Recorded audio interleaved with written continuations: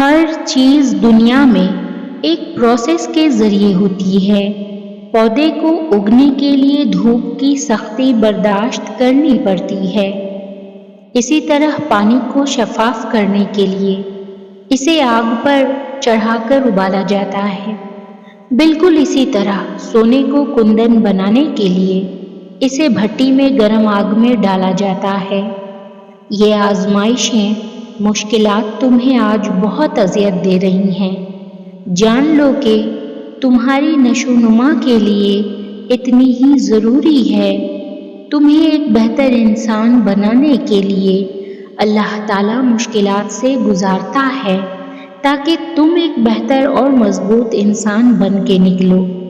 اسی لیے ان آزمائشوں سے بھاگنے کی بجائے ان سے لڑنا سیکھو اور مضبوط بننا سیکھو، کیونکہ جب تم ان سے گزر کر ان کی طرف مڑ کے دیکھو گے تو اپنے آج اور ماضی کے انسان میں زمین و آسمان کا فرق پاؤ گے۔